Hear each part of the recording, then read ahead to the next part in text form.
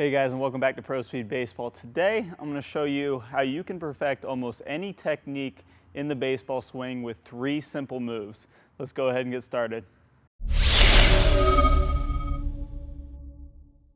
Now guys, these 3 simple moves I'm talking about are the 3 most basic moves in every single hitter's swing. And what I'm talking about are the load, the stride, and the swing. Every single hitter loads, strides, and swings. If they don't stride, they get like a weight shift, but that's neither here nor there.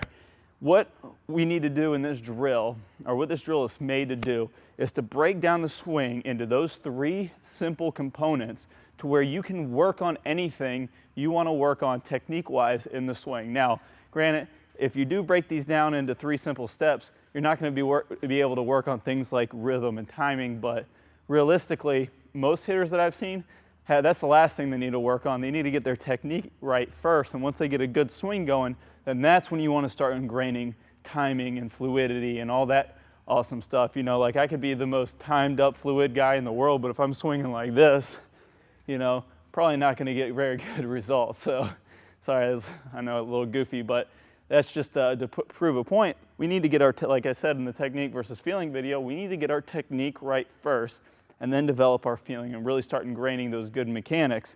So first of all, I'm going to show you exactly how this drill works, and then I'm going to show you the thing that I work on with my students when I first get them, especially like younger guys. I'm going to show you exactly what we go through to start to get to that point where we can build our base for the perfect swing. So show you from face on and down the line. This drill is going to look exactly like this. We're going to load separately, stride separately, and swing. So we're going to load, stride, swing.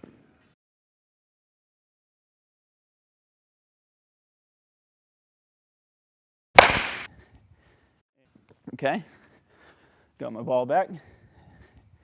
And I'll show you one more from down the line. Same thing. We're going to load, stride, swing. Okay, very simple. Now, the load, stride, and then swing. Very, very important that we do them all in 3 separate pieces when we're starting out. Now, an example of how I use this is I see a lot of the same problems with a lot of the same hitters, and I break it down into like the 2 most common things are feet position and hand position. Okay, so what I'll do is I'll get a hitter and I'll get them on a line and I'll put their toes on the line and I'll get their hands up and we'll work on the stride first. So we'll say, let's go load, stride. Now if you see what I did wrong there, what I did is I stepped in towards the ball and I kind of broke this line that I had on my feet. And now my hips are going to get cut off because now I stepped towards the ball and my feet are crossed up. So what I do is I say, look down at your foot. Now, if you break this down, you can go load, stride, and now the hitter can look down at his foot and say, okay, I need to back my foot up.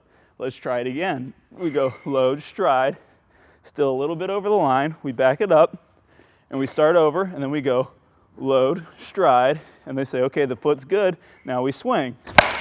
Okay?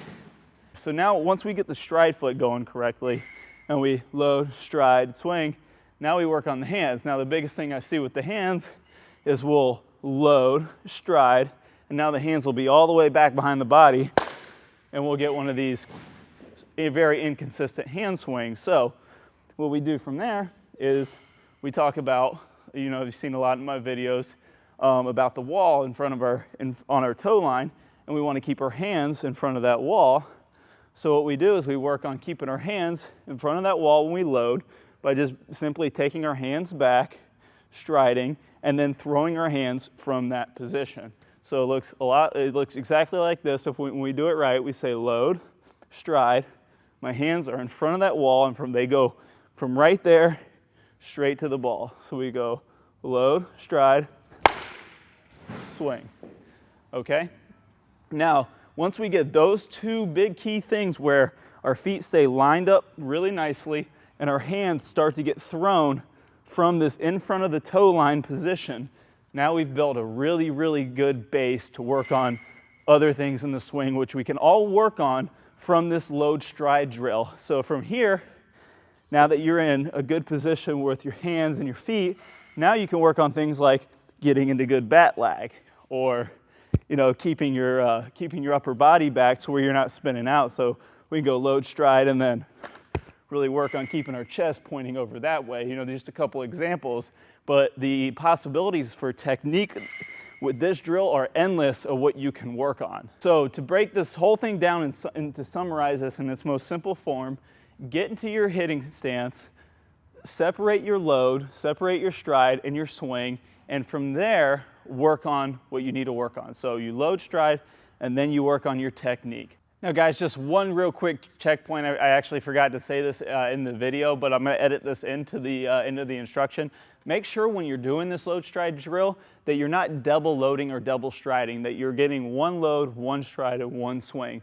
Okay, so we don't wanna go load, stride, and then try to do it all over again, because you know, that kind of defeats the purpose. Remember, this isn't going to be a kill the ball drill. It's like work on perfecting your technique first. Now guys, I'm really excited that you tuned into this video, because this right here is one of the biggest game changers as a player and an instructor in helping guys get their swings better and start to actually build, you know, professional caliber swings from any age. I've had my 6-year-olds up to my pro guys fix their swings exactly with this drill. Now, I really hope you guys enjoyed this video, and if you did, stay tuned. I'm gonna play a preview out of one of the videos in our power hitting series, and it's got a lot of great drills in that series. I'm gonna play the preview at the end of this, and you can click on the link that pops up in the preview or in the description below. You can see that video plus the entire power hitting series absolutely free of charge. Check that out. Let me know what you think. So if you guys have any questions or comments on this or anything else, leave them in the comment section below and I'll be sure to get to them personally. I'm more than happy to help out. And if you guys could like, subscribe, +1 this video on Google, that really helps me out and really helps grow the channel and spread the information around. Thank you so much again for watching, guys. Good luck with your games, and I'll see you guys soon. This is so detrimental for bat speed. If we don't rotate on our backside, we will now cut off our hips. We can only turn so far. Now if we rotate all the way on our backside, I now have free range to rotate my hips, and that employs the big muscles in the hips that gives you a lot of bat speed in the swing. Now the second reason this is so detrimental is we can't get a proper weight shift and we can't get our energy going in the right places. If you ever watch Bryce Harper hit and he gets to contact, we know that his back foot gets up off the ground. Watch him in slow motion, his back foot is up off the ground at contact. And the reason this is he gets the proper weight shift to the front side